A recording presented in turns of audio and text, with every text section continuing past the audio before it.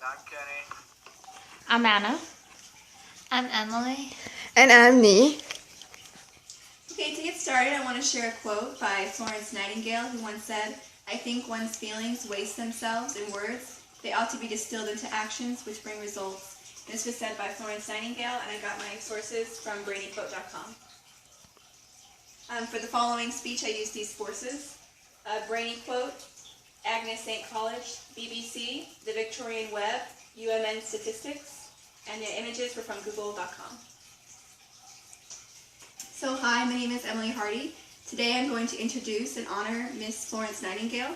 The three main things I'm going to speak about today include her superior accomplishments, her overcoming of obstacles, and her benefit to society.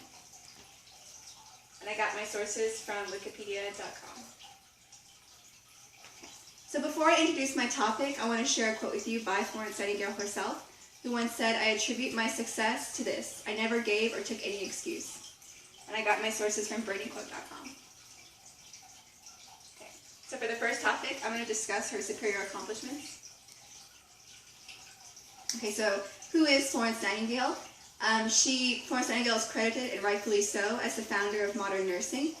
She strove to create a profession for women that was accredited, standardized, and innovative. And today, nursing is practiced worldwide, and it's a profession that is highly respected. Furthermore, she created the first secular nursing school. Originally, it was called the Nightingale Training School for Nurses at St. Thomas Hospital in London, and later it was renamed to the King's College of London. So she was a very successful woman. And I got my sources from countryjoe.com, Ag-Scotness, and BBC. Okay, so in addition to being a pioneer of modern nursing, she was also a very influential hospital reformist. She greatly improved the standards of sanitation in hospitals. For example, she created the polar area diagram to both decrease the preventable deaths by unsanitary conditions, as well as stimulate the need for sanitation reform. Consequently, she is very often praised for her innovative and statistical skills. And I got my sources from stagnes.com and psychologyscience.org. So to further illustrate her success in hospital sanitation, I'm now going to discuss her research that she did during the Crimean War. So she and 38 other nurses were actually recruited to serve during the Crimean War.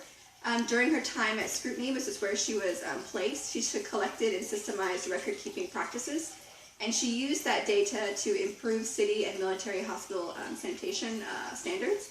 And her calculations of military mortality rates showed an improvement with increased sanitation. So she hypothesized basically that if sanitation was improved, deaths within both the war setting and hospitals would decrease. So consequently, when she implemented her sanitation reform, prior to that, the mortality rate was 14%, and after that, it would dramatically decrease to 2%. So using this data that she collected during her time in the Crimean War, she then invented the polar area diagram, which I discussed previously.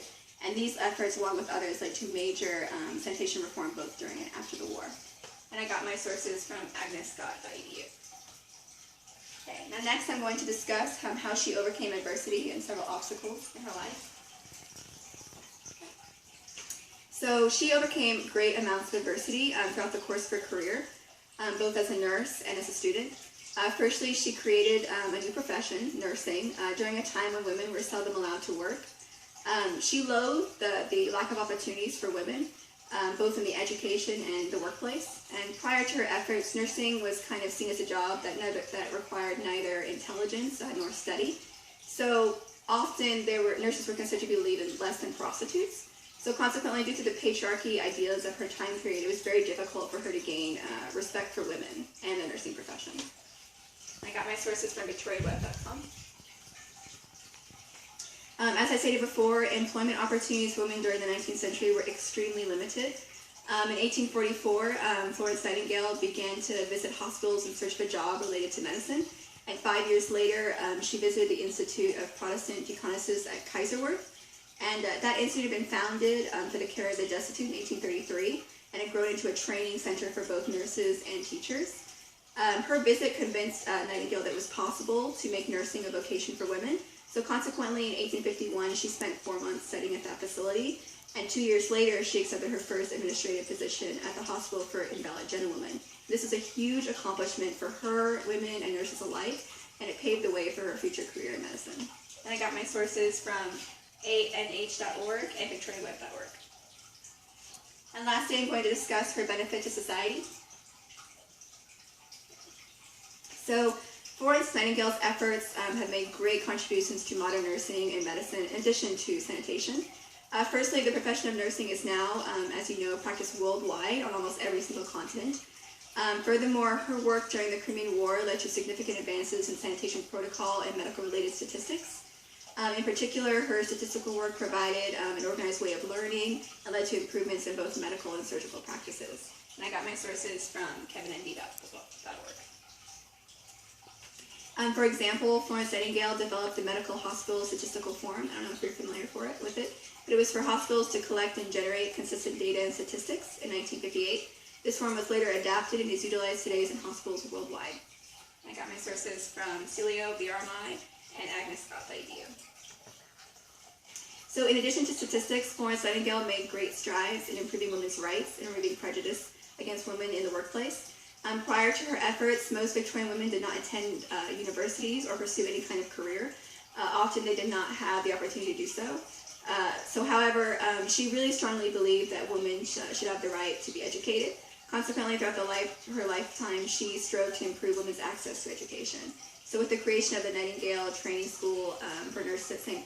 Thomas Hospital in London, she allowed countless women the opportunity to receive an education and enter the workplace. Consequently, she established respect for women during a time when society was primarily male-dominated. So her contributions to society continue today. Currently, women in London, as well as worldwide, have the opportunity to attend college and become professionals, and without her help, it is really hard to say if one would have such rights. And I got my sources from instatsmorris.u.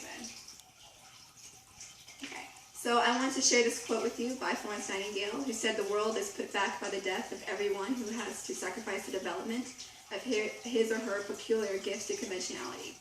And I got my sources from bradyquote.com.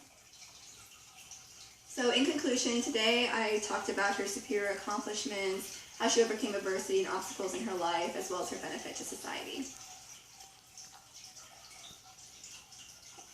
So lastly, I'd like to leave you with the following quote in hopes that it will both honor the work and memory of Florence Nightingale, in addition to inspiring others to follow suit. She once said, "So never lose an opportunity of urging a practical beginning, however small.